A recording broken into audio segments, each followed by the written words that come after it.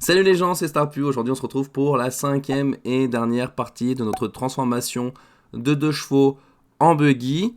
Alors, pour petit rappel, on est parti de ça.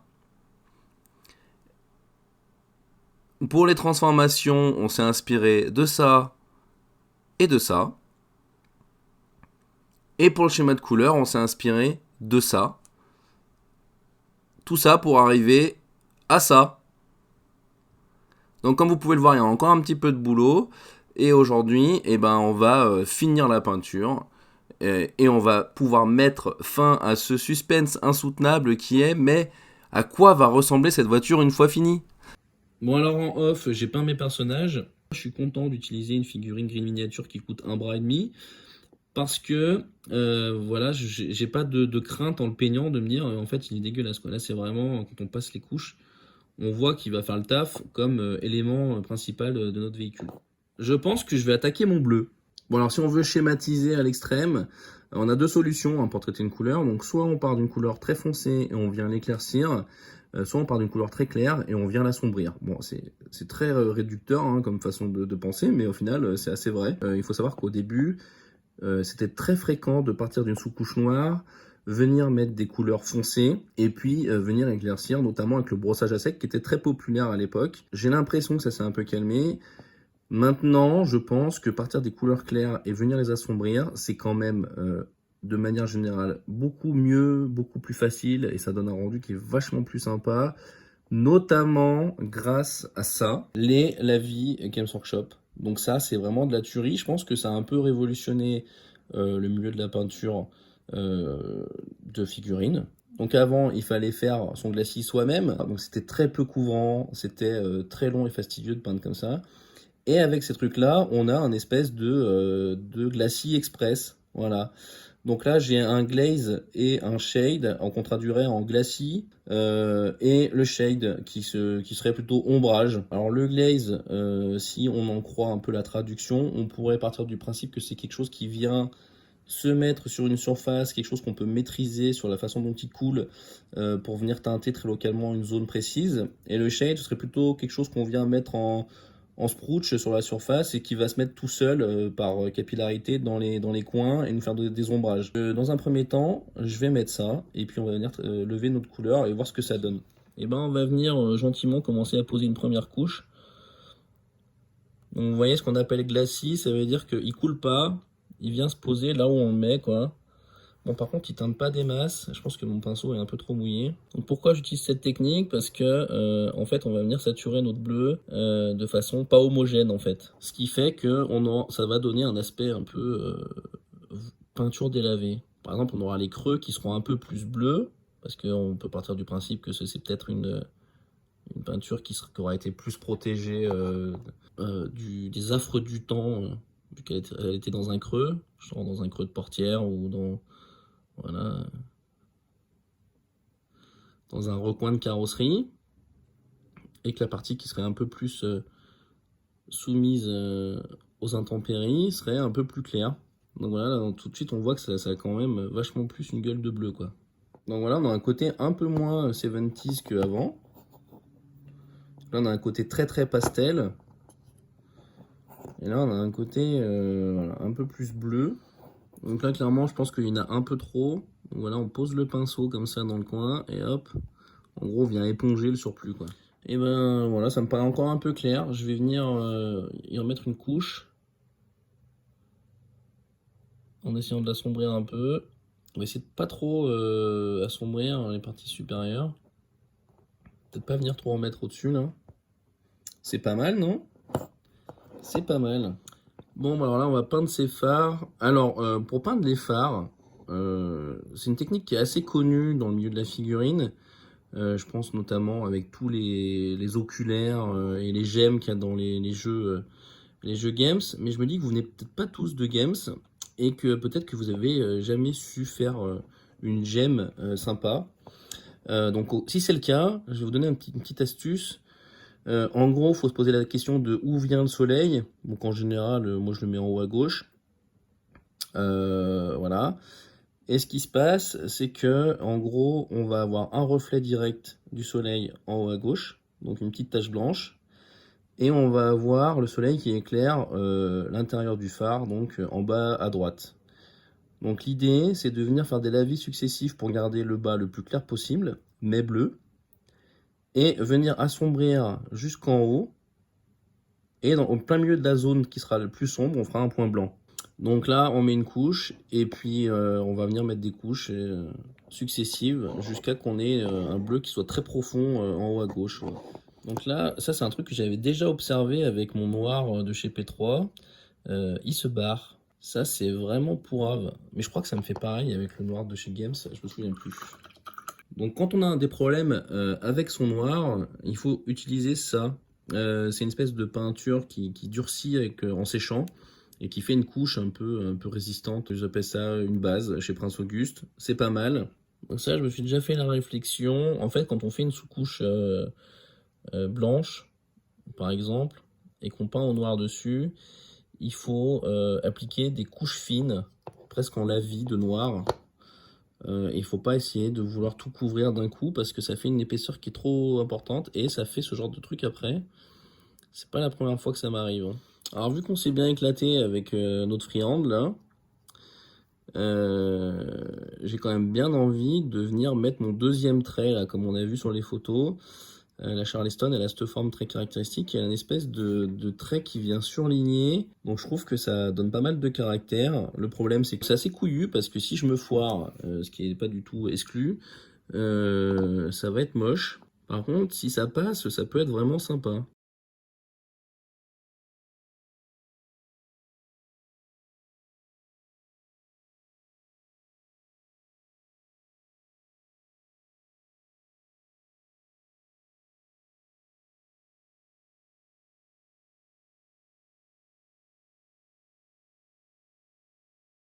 Alors là, on va venir vieillir notre bleu.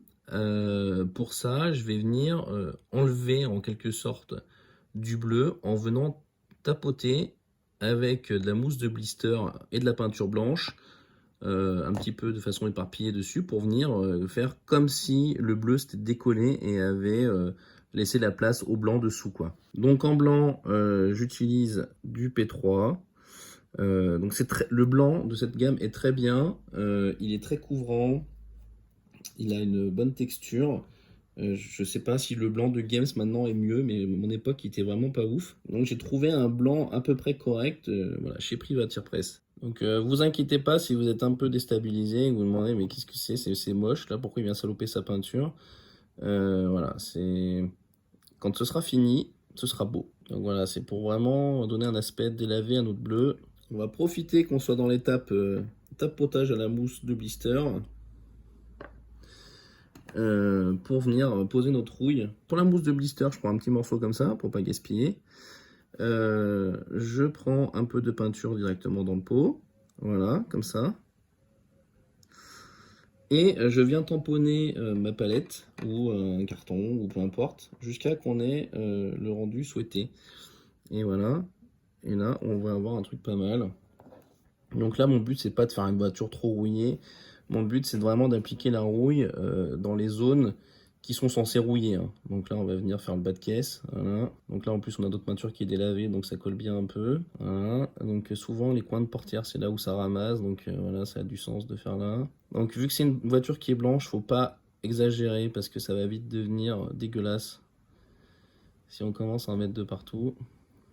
Il faut vraiment arriver à se modérer. Et le secret est dans la modération. Avec parcimonie et à bon escient. Voilà. Donc l'avantage de faire aussi sur les arêtes, en plus de rajouter un peu de réalisme sur la position, c'est qu'on s'affranchit un peu de la forme qui est dessinée par notre mousse. Sur notre mousse, ça va tendance à faire tout le temps la même forme et ça va se voir au bout d'un moment. Donc si on fait sur les arêtes, bah, c'est l'arête qui va donner la forme de la tâche et pas votre mousse. Je sais pas si vous voyez ce que je veux dire.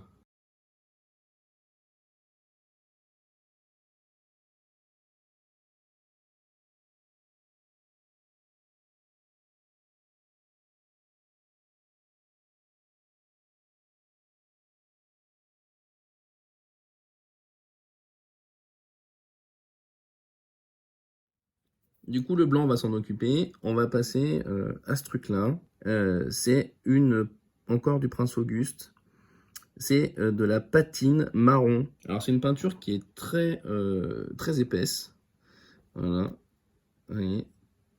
Mais qui est en même temps assez peu couvrante. Donc c'est un peu déstabilisant à utiliser à la base. Et le but, c'est vraiment de faire de la rouille. Donc vous verrez, la couleur est assez différente de ce que je viens d'utiliser. Là, mon petit Rhinox Hide pour faire ma rouille. Donc voilà, donc ça c'est une peinture, contrairement aux autres, que je vais diluer dans la palette, hein, pas dans le pinceau. Donc c'est vraiment important de contrôler un peu la texture. Donc vous voyez sur la droite, là, j'ai un côté très peu couvrant qui m'intéresse. Donc c'est ça que je cherchais. Et je vais venir l'appliquer. Par exemple, on va faire le surlignage de cette arête-là. Là.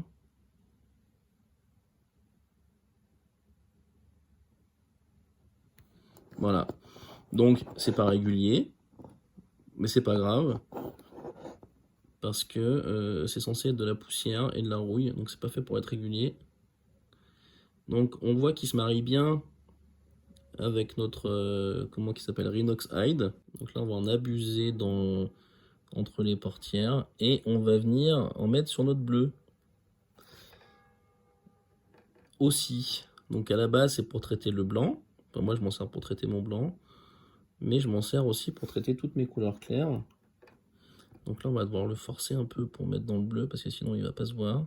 On va vraiment le mettre partout où voilà, on peut avoir de la rouille qui vient s'agglutiner, ou de la poussière, ou de la crasse.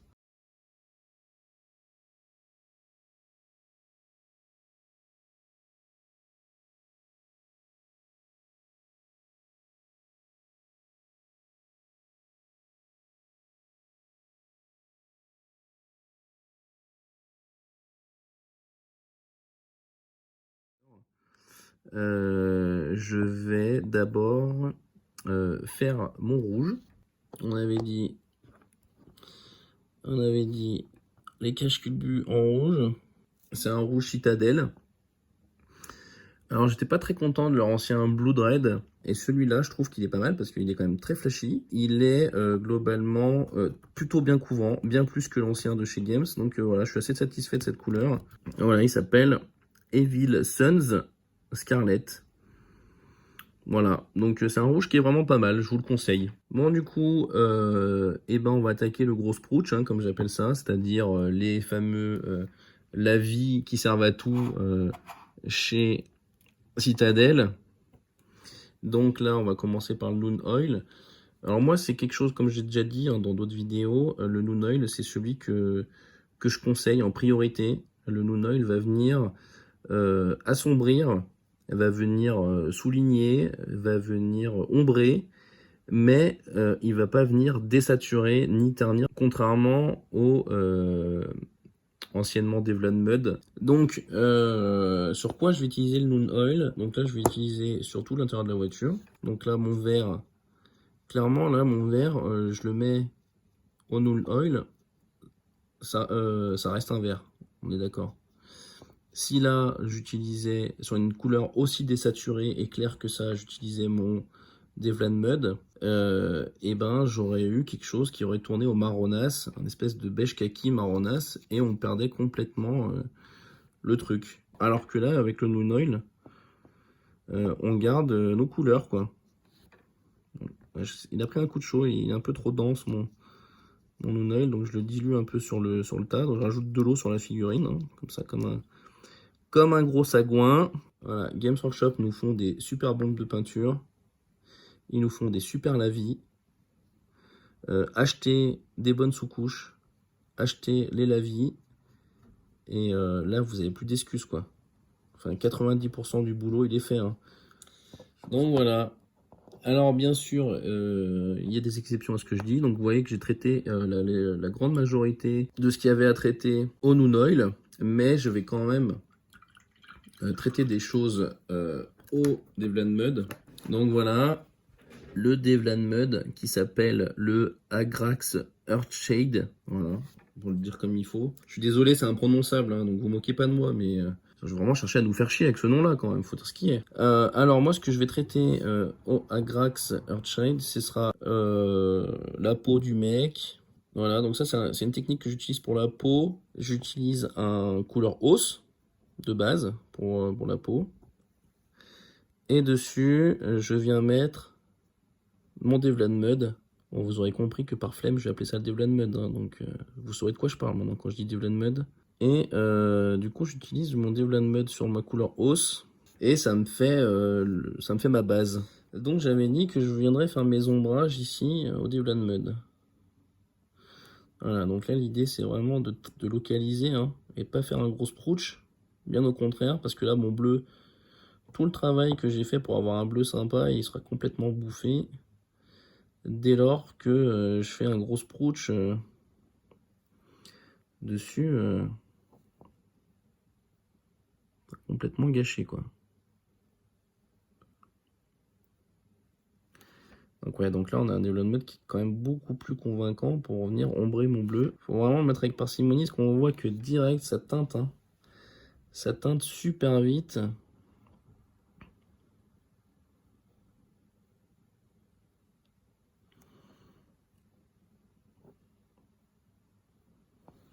Donc là, ce qu'on est en train de faire avec le Devlan Mud, pour faire un côté un peu huileux, terreux, de trucs qui dégoulinent un peu de notre rouille, ça, avant que ça existe, c'était c'était des heures de boulot hein, pour quelqu'un de très averti. Maintenant, c'est à la portée de n'importe quel peintre. Donc, alors le problème, c'est que c'est super bien, le Devlan Mud, ça fait un rendu dégueulasse. Mais clairement, si je badigeonne ma bagnole avec, ça va être moche, quoi. Là, vous voyez, en le focalisant sur des zones qu'on cherche à salir, je trouve, très personnellement, que le rendu est bien plus parlant. Donc là, je vais reprendre un peu ma patine marron de tout à l'heure, et je vais venir un petit peu faire, voilà, faire la boue.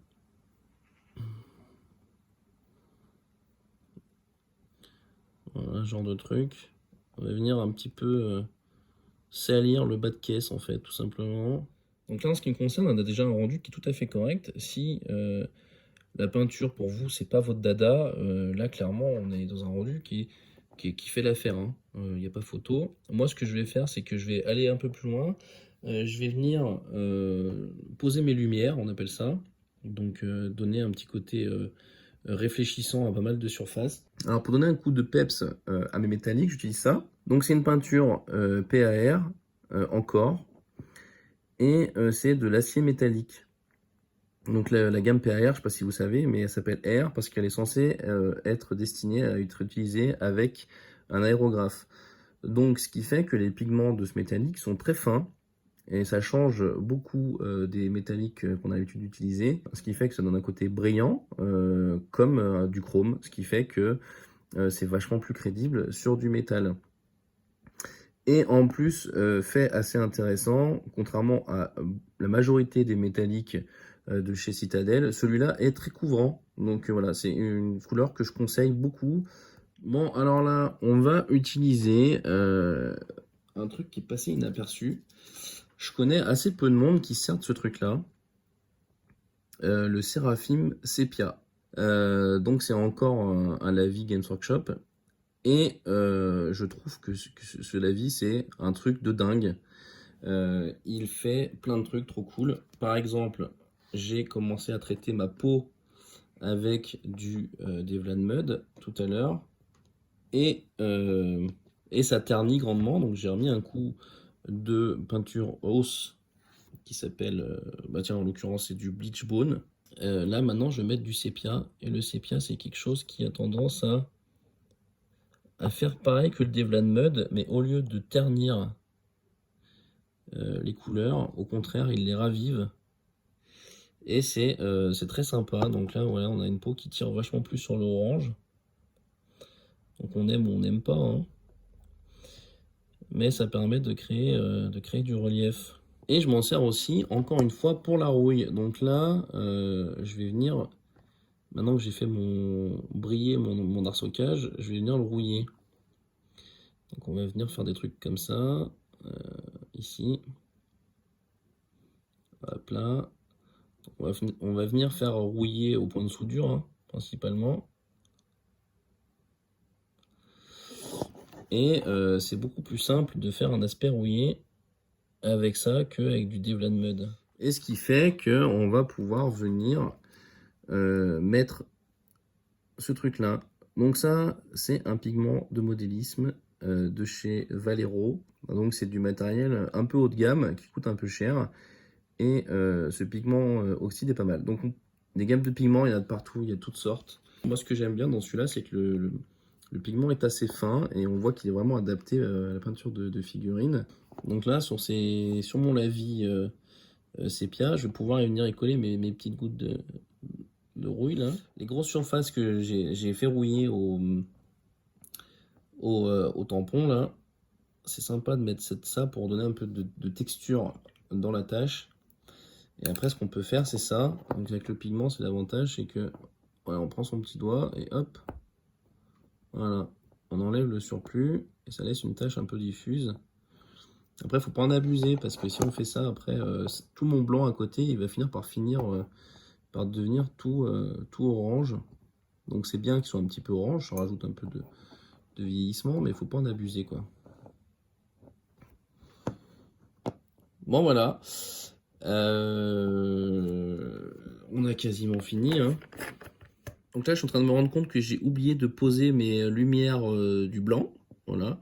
Bon, j'ai un blanc qui est très blanc quand même, donc c'est pas hyper indispensable, mais on va quand même le faire. Voilà, donc après, c'est dans l'idée d'améliorer les contrastes. Alors, on va venir surligner un peu les arêtes vives. Donc là, vu qu'on a déjà fait le traitement de notre rouille, il faut pas venir effacer la rouille. Hein. Donc l'idée, c'est d'améliorer le contraste de la voiture pour améliorer sa lisibilité, quoi. Bon, ça, c'est le genre d'étape où, si vous êtes très bon peintre, je pense que c'est vraiment pas mal de le faire. Par contre, c'est clair que si vous êtes un débutant et que vous voulez juste de la figurine jouable, clairement, vous pouvez sauter cette étape. Parce que là, si vous n'êtes pas hyper à l'aise avec un pinceau, vous avez quand même de grandes chances de pourrir votre boulot d'avant. Comme on pourrait dire, le mieux est l'ennemi du bien. Donc voilà. Arrêtez-vous quand vous trouvez que c'est bien. Et vouloir toujours aller plus loin, des fois, c'est pas justifié. Hein. Bon, alors maintenant, on va venir mettre la poussière sur notre véhicule, maintenant qu'il est terminé. Et pour ce faire, on va avoir besoin de ça. Donc, on va commencer par traiter notre véhicule au bleach bone. Donc, c'est très simple, hein, la poussière, ça va consister en un brossage à sec. Donc là, je m'en sors pas trop mal. J'avais peur, je sais pas comment ça allait réagir, les petits picots au brossage à sec. Bon, bah ça se passe plutôt bien. Donc c'est là où on voit quand même que c'est le gros intérêt d'avoir des... Voilà, ça c'est les roues de Cavannes. Ça vaut le coup de mettre un peu des ronds dans du matos de qualité parce que là, vous voyez, un brossage à sec et tout se fait tout seul. Si on a une sculpture, un motif de mauvaise qualité, notamment avec par exemple de l'impression 3D type dépose de fil, vous faites ça, vous allez avoir toutes les stries des fils qui vont apparaître. Voilà, le brossage à sec, je vais pas vous apprendre à faire du brossage à sec, je suis vraiment pas le plus doué pour faire ça. Bon bah écoutez, en ce qui me concerne, c'est fini. Je trouve qu'on a quand même une cohérence en termes de charte graphique, on va dire. Voilà, cette série de vidéos est terminée, j'espère que ça vous a plu. Moi, ça me tenait à cœur de faire une série de vidéos depuis le unboxing jusqu'à la fin pour voir un peu tous les aspects du modélisme sur Gaslands. Par contre, je vous cache pas que c'est énormément de boulot, ça représente 4 à 5 heures de montage par vidéo, donc j'ai vraiment besoin de savoir si ça vous a plu. N'hésitez pas à mettre un max de likes sur cette vidéo pour m'encourager à continuer. Je vous encourage aussi à mettre des commentaires si vous avez préféré la partie unboxing, la partie modélisme, la partie peinture. Si vous avez aimé que je passe du temps à expliquer les plus et les moins sur chaque matériel que j'utilise, ou si vous préférez juste voir des techniques. Enfin, c'est important pour moi pour la suite. En tout cas, merci d'avoir regardé cette vidéo. En attendant, je vous donne rendez-vous sur Facebook, sur le groupe francophone Gaslands, et je vous dis à la prochaine.